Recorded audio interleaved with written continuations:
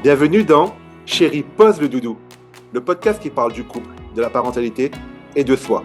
Sans chichi, avec fun et authenticité. Nous sommes Serge et Martine Lebon, mariés et parents de 4 garçons pleins d'énergie. Ici, on parle de ce que ça fait vraiment d'être en couple quand on est parent. Des moments où on ne se comprend plus, des nuits trop courtes, des tu peux le prendre 2 secondes, mais c'est qui fait à manger? Et les devoirs alors? Mais aussi de tout ce qu'on peut retrouver quand on prend le temps de se poser à deux. Parfois c'est doux, parfois c'est piquant, mais toujours vrai. Installe-toi dans ton canapé avec ta boisson préférée ou marche un peu. On est là pour t'accompagner dans cette grande aventure. Hello!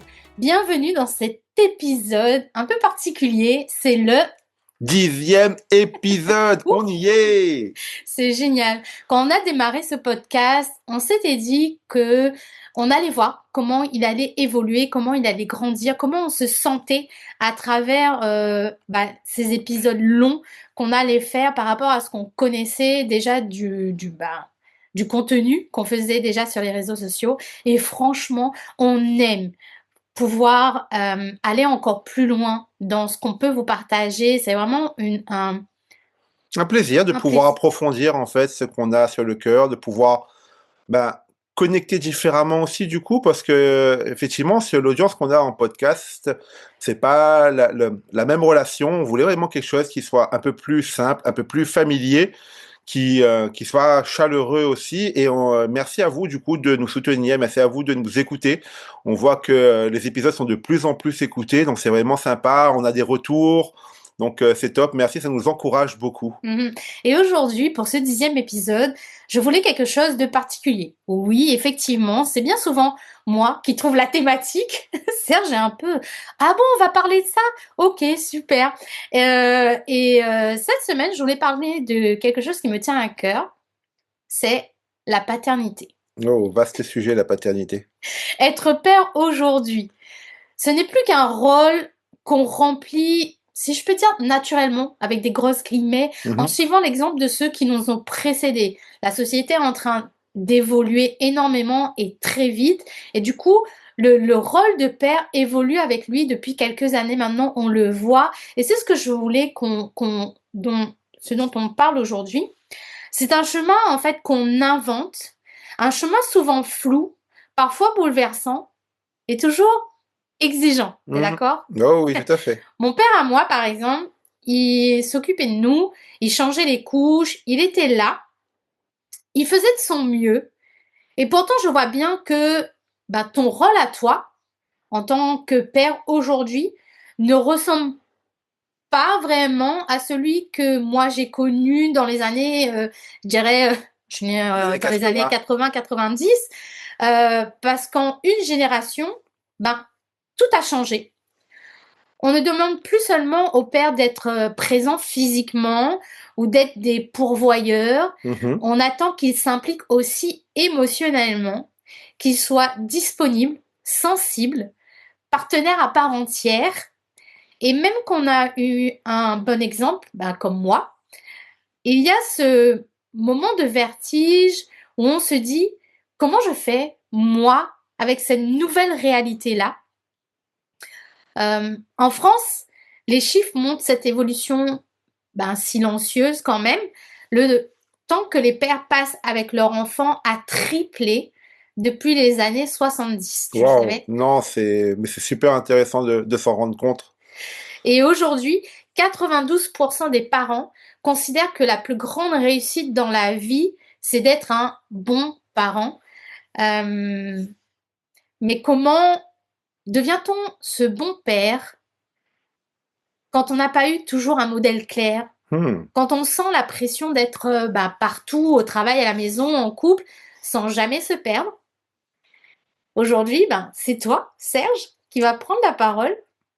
C'est comme ça que j'ai vu cet épisode-là, parce que tu es papa de quatre enfants, 4 garçons en plus, parce que 4 garçons, tout à fait. Tu as traversé des tempêtes, tu as remis en question ton rôle, et tu accompagnes aussi et tu as accompagné déjà des centaines d'hommes qui, eux aussi, se cherchent dans leur rôle de papa. Mhm. Et parce que je crois profondément qu'écouter un homme parler de sa paternité avec autant de conscience que toi, c'est porteur d'un grand message Oh là là. et ça peut faire du bien à tout le monde.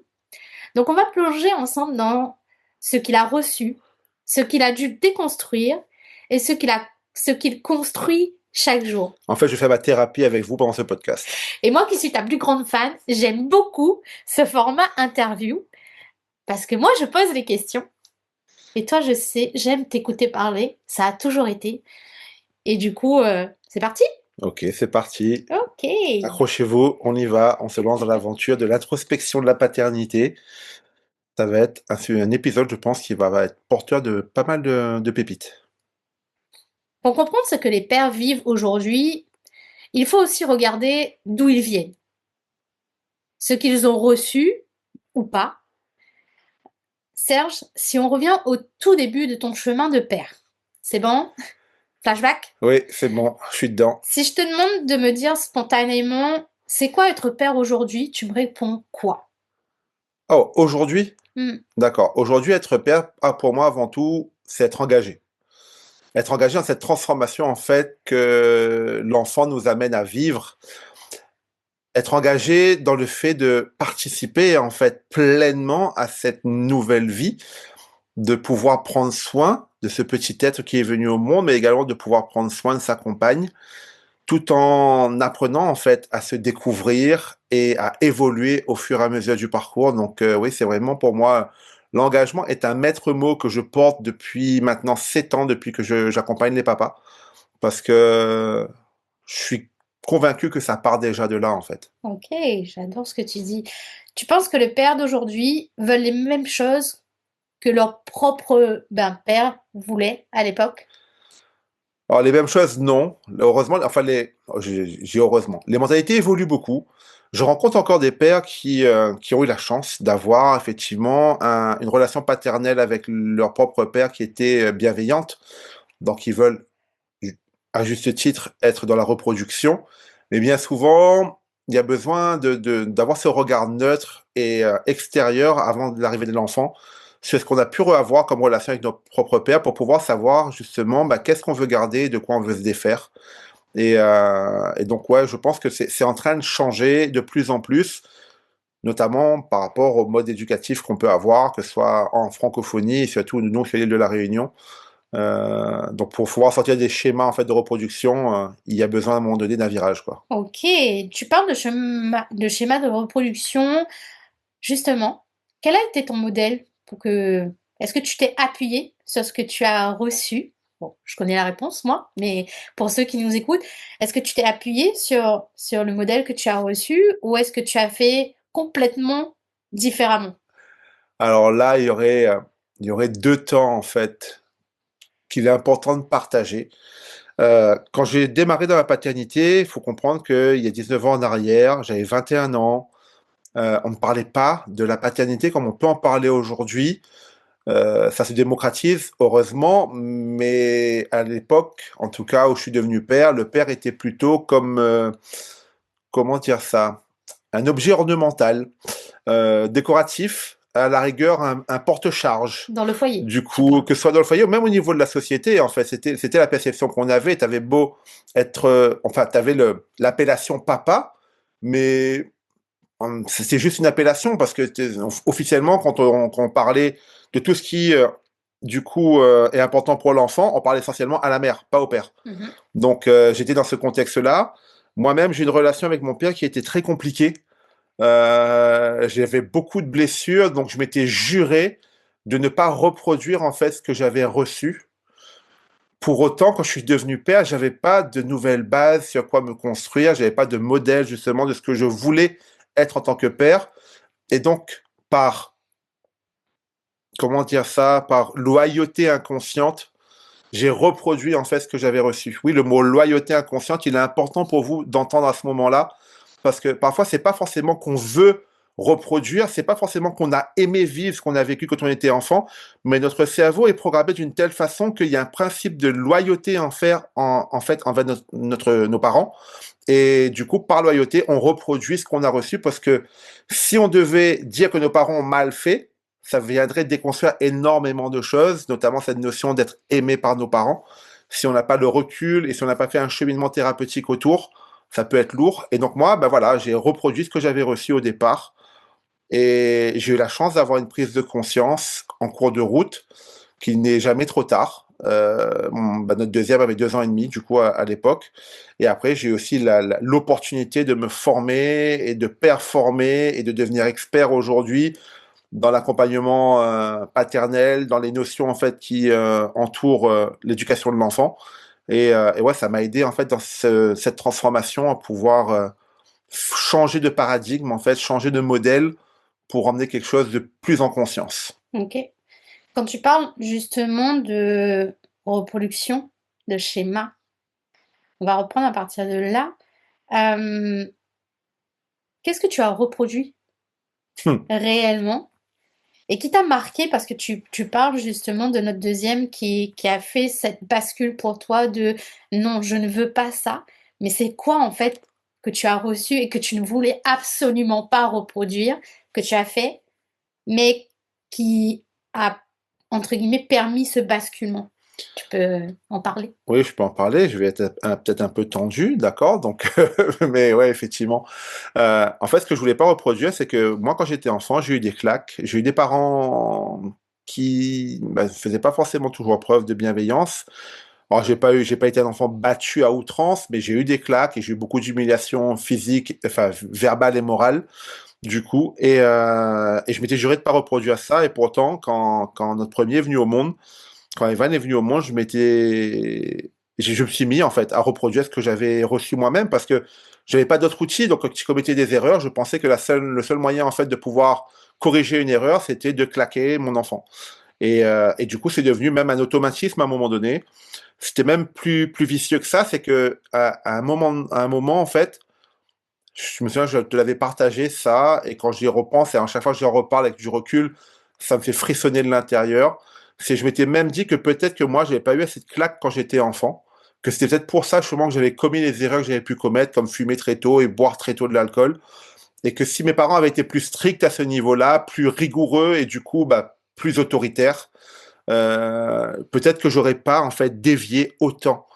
Et du coup, j'étais devenu vraiment ce papa autoritaire qui voulait faire peur à ses enfants, et encore plus du coup avec notre deuxième, parce qu'il me renvoyait vraiment cette image de moi quand j'étais enfant. Je me voyais à travers lui, en fait, et en même temps, tout le monde me disait que il me ressemblait beaucoup, et j'avais cette impression que, comme il me ressemblait beaucoup, j'avais encore plus peur de ce qu'il pourrait devenir plus tard.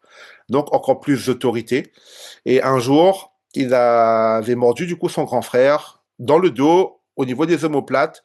Il était quand même assez intelligent parce que en faisant ça, il savait que son frère pouvait pas se défendre. Mais du coup, donc moi je suis arrivé, j'ai vu la morsure, mon cerveau a pété un plomb, j'étais en mode automatique.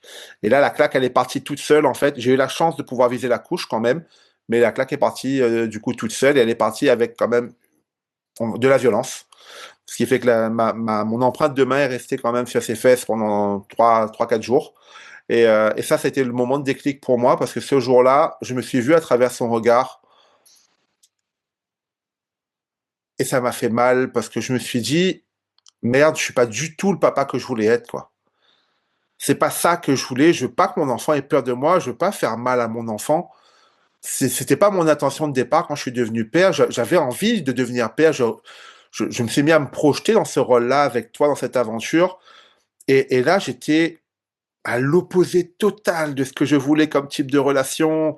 Je ne donnais pas du tout à mes enfants ce dont moi j'avais manqué. Je faisais que leur reproduire ce que moi j'avais vécu.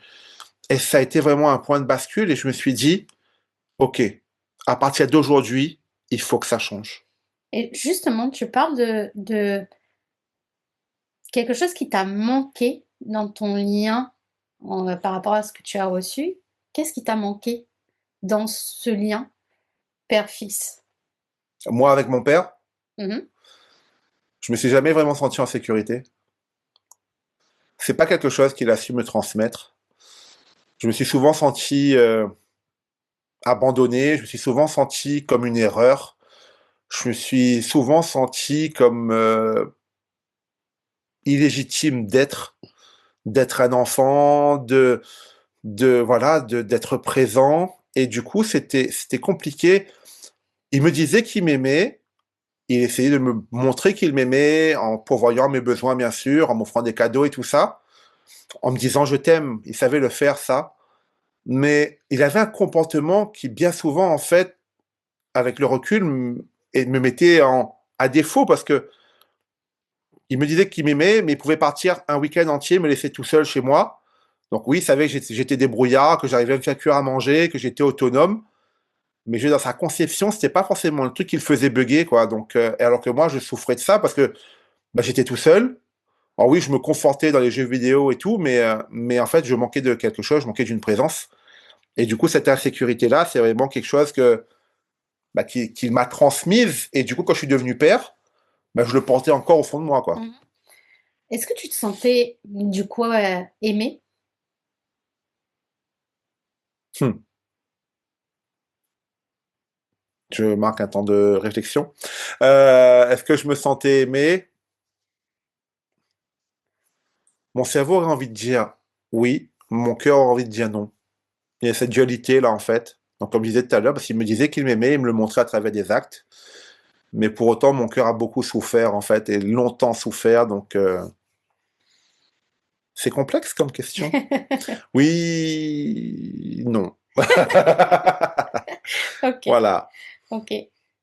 Est-ce que tu crois que beaucoup d'hommes aujourd'hui se sentent illégitimes ou, bah, si c'est pas illégitime, maladroits dans leur rôle de père?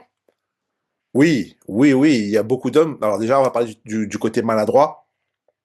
Il y a beaucoup d'hommes qui se sentent maladroits dans leur rôle de père parce que, justement, par manque de modèles, par manque de modèles stables sur lesquels ils ont pu se projeter et commencer à construire cette paternité naissante. Donc, ils sont hésitants, ils ont envie de bien faire parce qu'il y a vraiment cette volonté. En fait, on ne met pas au monde un enfant, on ne décide pas de créer la vie sans se dire que oui, on va avoir à s'y investir, d'accord? Maintenant, on n'a pas toujours conscience de l'investissement que ça demande. Ça, c'est un autre débat. Mais donc du coup, c'est pour ça qu'on peut être gauche, c'est pour ça que on peut être un peu bancal du coup dans notre construction de notre paternité. Après, pour autant, aujourd'hui, je vois vraiment qu'il y a beaucoup de pères qui sont en recherche justement de créer ce modèle, en tout cas pour ceux que je rencontre. Alors, oui, ceux que je rencontre, je vois ce changement-là. En parallèle, je sais qu'il y a beaucoup plus de pères du coup que ça, notamment sur la Réunion. Et si on regarde au ratio, il y en a encore beaucoup qui restent dans le vieux schéma et qui du coup se complaisent en fait dans le modèle éducatif reçu et dans ce qu'ils peuvent transmettre après à leurs enfants parce qu'ils manquent de connaissances, ils manquent de recul, ils manquent de prise de conscience. Et surtout, ben, encore une fois, cette loyauté inconsciente qui les pousse à se dire que la seule et unique façon d'élever leur enfant, c'est de reproduire exactement ce que eux ils ont eu comme modèle éducatif. Ou le repousser Ou de le complètement? repousser, oui, c'est ça. C'est ça, de faire tout l'opposé et ne pas forcément trouver ce juste équilibre peut-être que bah, qu'il y a réellement dans la fermeté bienveillante, si je peux appeler ça comme ça. Mhm. Euh, Qu'est-ce que tu aurais aimé qu'on te dise quand tu es devenu papa pour la première fois? Franchement, une chose, je pense, qui m'aurait beaucoup aidé, c'est qu'on me dise, Serge, tu sais quoi? T'as le droit de pas savoir. T'as le droit de douter. T'as même le droit de commettre des erreurs tant que c'est pas vital pour l'enfant, bien sûr. Mais tu sais quoi? Tu vas y arriver. Reste engagé, sois présent, donne tout l'amour que tu peux avoir au fond de toi et tu vas y arriver. Je pense que cette phrase-là, dite comme ça, ou même plus simplement, je pense que ça m'aurait vraiment aidé en fait à me projeter parce que quand Evan est venu au monde, j'avais peur. Mais j'avais la trouille en fait. J'avais jamais tenu un nouveau-né dans mes bras. Je savais pas comment prendre soin d'un enfant. Je m'étais dit, je vais être papa, mais j'avais 21 ans, imaginez-vous. En fait, c'était comme un doux rêve qui prenait réalité, mais en même temps, sans du tout avoir eu de projection sur ce que ça allait être. Donc j'étais effrayé au fond de moi et en même temps j'avais peur aussi de te montrer que j'avais peur parce que je me disais que l'image que j'avais de la paternité, c'était ça aussi, c'était une espèce de présence en fait virile, masculine, forte, sur laquelle notre compagne doit pouvoir s'appuyer. Mais en même temps, au fond, j'étais ébranlé de ouf, quoi. C'est fort ce que tu dis. Et en t'écoutant, je pense à tous ces papas qui doivent se reconnaître dans leurs doutes ou dans leur silence. Mais justement, heureusement, le rôle de père, ça ne se résume pas à ce qu'on a reçu. On apprend aussi au fil du temps, en marchant, en se relevant. Et toi, Sage, en tant que papa de 4 garçons, ben, tu découvres en chemin aussi encore à l'heure d'aujourd'hui. Euh, avec le recul, qu'est-ce que tu trouves le plus transformateur dans ce rôle de père? D'avoir un enfant. Je pourrais le résumer comme ça. En fait, avoir un enfant, c'est transformateur. Si on dit que l'arrivée d'un enfant, c'est pas qu'une naissance, parce qu'en fait, c'est une opportunité pour nous aussi de naître de nouveau, ça montre bien en fait que déjà, si tu nais en tant que père à la naissance de ton enfant, déjà d'un processus de transformation. Déjà d'une phase où en fait, tu ne maîtrises rien et tu as tout à apprendre et à découvrir. Donc, vraiment, la transformation pour moi, c'est vraiment ça, c'est devenir parent. Ça transforme à tous les niveaux, ça transforme au niveau de la patience, au niveau de notre introspection, de nos blessures du passé, de notre capacité à visualiser notre avenir, ça va travailler notre vulnérabilité, ça va travailler énormément de facettes de notre personnalité. Donc, si on veut vraiment pouvoir se dire, OK, vivre pleinement, et ça c'est ma conviction, d'accord, et à l'heure d'aujourd'hui, et avec mon expérience de père, vivre pleinement la vie dans le monde dans lequel on est, franchement, devenir parent, c'est un merveilleux cadeau. C'est un merveilleux cadeau. Alors, je ne vends pas du rêve, hein, parce qu'on a déjà dit dans d'autres épisodes, il y a des facettes cachées, il y a la face cachée de la Lune, il faut aussi en avoir conscience et en avoir connaissance, mais c'est un merveilleux cadeau et c'est une super opportunité de vie pour pouvoir grandir, quoi. On parle souvent, ok, de, de l'homme en fait qui quand il devient papa prend la charge en fait de pourvoir au foyer. Euh, les hommes entre guillemets ont depuis des générations ce besoin peut-être si je peux dire ça comme ça de pourvoir au foyer contre entre guillemets le père partenaire. Toi, c'est quand que tu as compris que tu pouvais ou que tu devais devenir partenaire dans la parentalité? Alors, je pense que avec beaucoup d'humilité, assez tôt, parce que je me suis investi. C'était important pour moi d'être présent pour Evan, c'était important pour moi d'être présent pour Mathis. Et à chaque naissance, en fait, chaque enfant, c'était important pour moi de pouvoir être présent et de pouvoir participer. Donc c'était vraiment quelque chose. Je voulais prendre ma place, en fait, là où j'ai pu être un peu candide, en tout cas, surtout au tout début, c'était que je pensais que c'était une place qui était peut-être déjà définie ou qu'on allait me donner. J'avais pas forcément compris que c'était une place à prendre. Et alors que c'est vraiment une place à prendre parce qu'on ne devient pas partenaire comme ça en regardant le film se dérouler devant nos yeux. Parce qu'à un moment donné, quand on se réveille, et ben c'est passé quoi. Donc, mais en même temps, j'avais aussi quand même cette notion de tu dois pourvoir, tu dois travailler, tu dois ramener en fait l'argent dans le foyer. Et il y avait cette dualité en fait entre les deux au tout début où parfois je me rappelle, je m'entends encore te dire quand tu me disais quand je rentrais du travail, je suis fatigué, occupe-toi des enfants et je m'entends encore te dire ouais mais tu te rends pas compte, moi aussi je suis fatigué, j'ai travaillé toute la journée parce que j'avais comme besoin en fait de l'exprimer, j'avais comme besoin d'un temps de repos avant de pouvoir justement reprendre mon rôle et c'était compliqué en fait parce que avoir ces deux casquettes là, bah, c'était un challenge, un vrai challenge au quotidien. Et c'est pour ça qu'aujourd'hui, quand je parle au papa, j'essaye de leur emmener une notion qui est super importante pour moi, c'est que on peut pas avoir du 50-50 dans un couple. Il faut vraiment, dans les tâches, en tout cas la gestion des tâches, il faut avoir en fait une harmonie, essayer de trouver les points qui sont importants pour nous, dans lesquels on va pouvoir s'investir et savoir en fait comment quand même emmener cette aide à l'autre, parce que du coup, c'est ce qui permet aussi au foyer de fonctionner, quoi. Mhm. Je sais qu'il y a beaucoup de points sur lesquels j'aimerais revenir, mais on y va au fur et à mesure. Oui, sinon Euh, on va faire un podcast de 2 heures, je pense.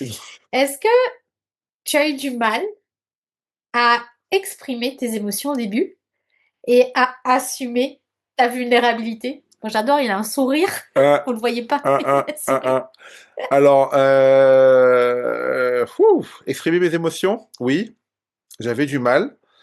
Parce qu'encore une fois, cette image de je dois être fort, donc je dois pas te montrer que en fait je suis ébranlé, je dois pas te montrer que je suis terrifié, je dois pas te montrer que je suis épuisé, je dois pas te montrer que j'ai des doutes, je dois pas te montrer que j'ai peur. Donc du coup, c'était cette conception-là que j'avais ce bagage-là, il y avait vraiment cette valise en fait lourde que je portais.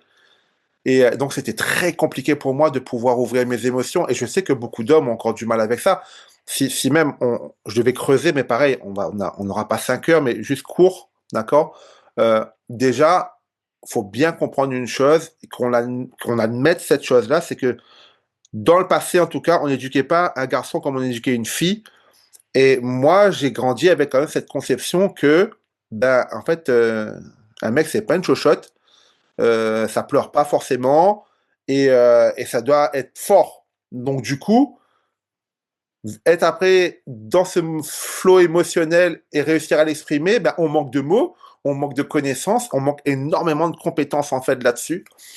Et, euh, et après, ben, ma vulnérabilité, ben ça a été travaillé vraiment au fur et à mesure, parce que du coup, c'est venu à un moment donné, par rapport à ce que tu traversais aussi, toi, tu étais en dépression postpartum, et je voulais essayer de tout porter, je voulais essayer d'être fort, je voulais essayer d'être là, même si je comprenais pas ce que tu vivais, même si tu me saoulais parfois, même des fois, parce que j'ai l'impression que tu exagérais en fait, j'ai l'impression que tu faisais exprès, que tu faisais semblant, ou que tu te rendais pas compte de ce que moi je vivais.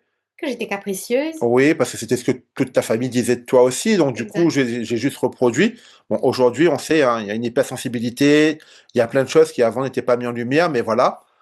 Et du coup, ben, à un moment donné, quand j'ai vu que j'arrivais plus à porter, ouais, j'ai craqué.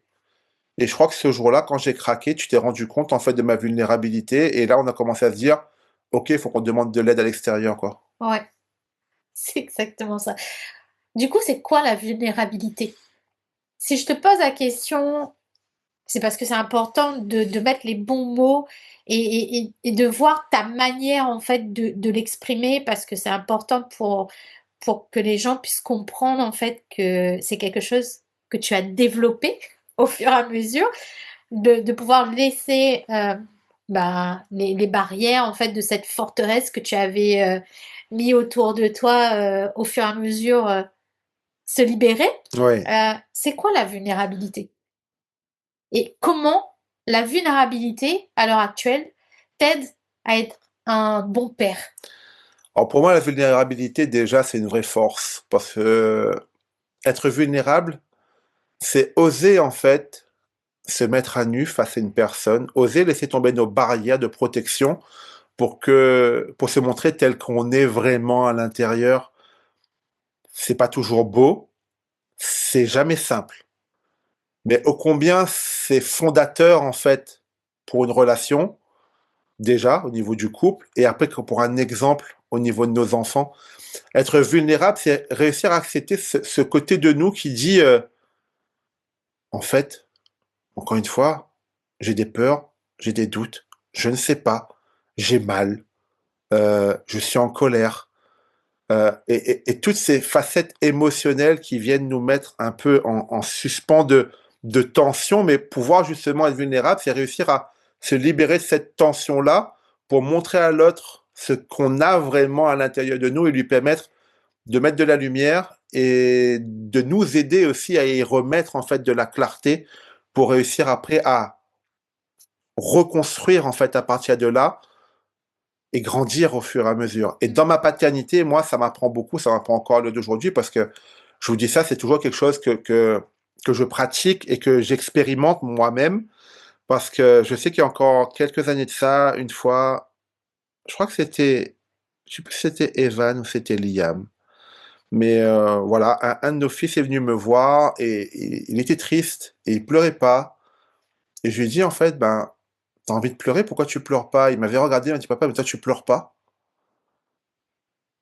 Et là, ça m'a fait mal, je me suis dit ah ouais, mais en fait si je pleure, mais c'est comme si en fait je lui montrais pas assez que j'avais cette possibilité en fait de pleurer. Et du coup, en ne le faisant pas, ben, je l'empêchais lui aussi de le faire. Donc, alors je dis pas que je pleure maintenant à chaque instant, non plus, hein, c'est pas voilà. Mais j'ai appris et j'apprends toujours, du coup, à ce que quand une émotion triste m'envahit et que les larmes montent, à pouvoir les libérer sans les retenir, tu vois, sans ce geste gêné de voilà, je me pince les yeux pour pas faire couler ou quoi que ce soit, mais juste de prendre le temps de me dire dans quoi je suis là et si c'est le moment pour pouvoir, si j'ai l'ouverture pour pouvoir le vivre, de le laisser sortir, quoi. OK. Tu as on a tu as genre, je suis quelqu'un d'extérieur. C'est ça. J'aime bien, Tu as tu donnes ton 4 fils, personnage. on est d'accord? Allez, on a 4 fils, oui, tout à fait. Fils. Qu'est-ce que tu veux qu'ils retiennent de toi comme papa?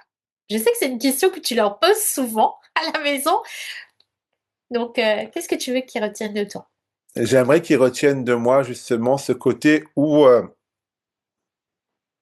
en fait, on a le droit de pas savoir, on a le droit de commettre des erreurs, on a le devoir, par contre, pour moi, d'être engagé et que être présent, c'est pas juste être présent. Être présent, c'est pouvoir aussi justement créer du lien, interagir, pouvoir se dire je t'aime, pouvoir rire ensemble, pouvoir pleurer ensemble, pouvoir se soutenir.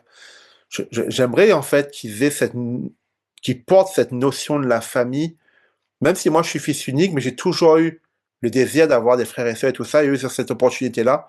Donc d'avoir ce lien en fait entre eux, d'avoir cette force en fait entre eux, et quoi qu'il arrive, de vraiment kiffer chaque moment, même dans les nuits perdues, même dans les pleurs, même dans les couches de caca, pouvoir se dire mais waouh, mais en fait je suis papa et ça fait partie de l'aventure et je profite de chaque instant pour pouvoir montrer à mon enfant en fait que je suis là, qu'il peut compter sur moi et pour pouvoir lui donner l'exemple en fait du papa que lui aussi il pourra être demain quoi. Ouais, et je sais que l'émotion va monter, donc respire.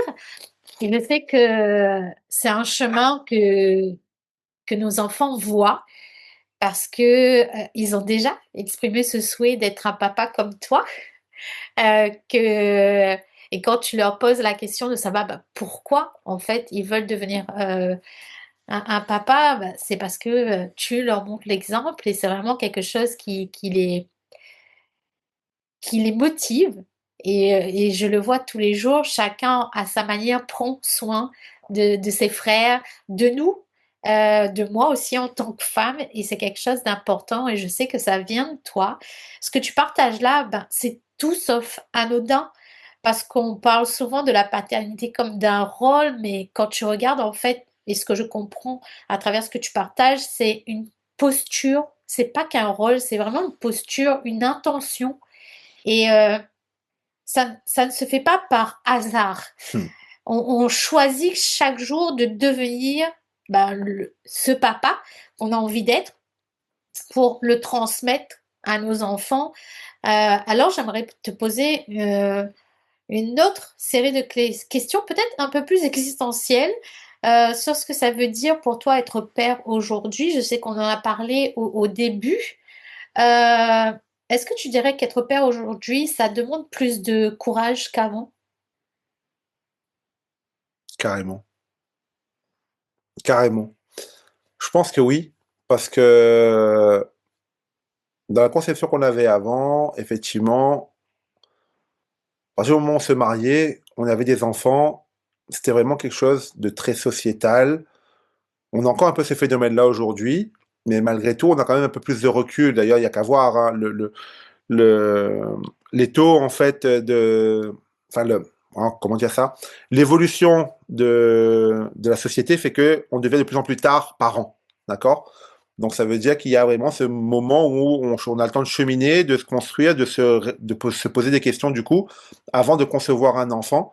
Donc l'âge en fait où on devient parent se repousse au fur et à mesure parce que il y a vraiment une prise de conscience dans la société que avoir un enfant, c'est pas avoir une plante verte, d'accord? C'est pas quelque chose d'anodin, comme tu as pu utiliser le mot tout à l'heure. C'est vraiment quelque chose où il faut le faire en conscience que avoir un enfant, ça va être se mettre à disposition d'un être qui est en construction et qui a besoin de nous pour pouvoir grandir, évoluer dans la société dans laquelle on est. Donc, c'est pas j'ai un enfant et il va s'adapter à moi, c'est j'ai un enfant et je dois apprendre à me réadapter à un nouveau mode de vie qui lui permettra en fait d'avoir le meilleur terreau propice pour un épanouissement le plus optimal. Donc, alors, j'utilise des grands mots, certes, mais le fond, c'est que avoir un enfant, c'est se donner à travers un être qui, à la base, est la représentation physique de l'amour qu'on se porte. Donc c'est vraiment quelque chose pour moi qui demande justement de se dire, OK, j'ai fait cette réflexion, j'ai trouvé la personne avec qui je veux le faire, et je trouve en moi ce courage de me dire, ça y est, maintenant j'y vais, et il y aura des tempêtes, il y aura des moments difficiles, il y aura le baby clash, il y aura ci, il y aura ça, mais justement, je vais le faire parce que je veux pouvoir vivre en fait cette expérience et me permettre de grandir aussi à travers le cheminement, quoi. Ok. Si tu avais une phrase à dire aux hommes, et imaginons, ok, Evan arrive devant toi là, bon, pas maintenant, Evan, ok, arrive devant toi là et te dit, ok, ben je vais devenir papa. Qu'est-ce que tu aimerais lui dire en une phrase? Félicitations. Non, je commencerai déjà, oui, effectivement, par des félicitations. Et après, qu'est-ce que j'aurais envie de lui dire? Oh, en plus, là, tu parles ouais, de mon fils. Ouh là là. Euh, Aux hommes, c'est si ça, tu c'est peux. ça. Parce que là, lui, j'aurais tellement de choses que j'aurais envie de lui dire. Et en une phrase, c'est compliqué de tout résumer. Mais, euh, mais je pense que je pourrais lui dire quelque chose du genre, félicitations, mon fils. Tu vas devenir père. C'est un engagement que tu prends envers cette vie à venir, envers ta compagne. Sois authentique, sois humble, sois vulnérable et sache que tu pourras toujours compter sur moi pour pouvoir t'accompagner, peu importe les moments que tu pourras traverser. Ça, c'est ce que je dirais à mon fils. Et si tu pouvais le dire aux À hommes en général tous qui veulent les hommes, devenir papa, à ceux que tu vois en fait dans tes ateliers de préparation à la paternité, qu'est-ce que il y tu a une leur phrase dirais? que je leur dis souvent, c'est une phrase qui pour moi est importante à dire.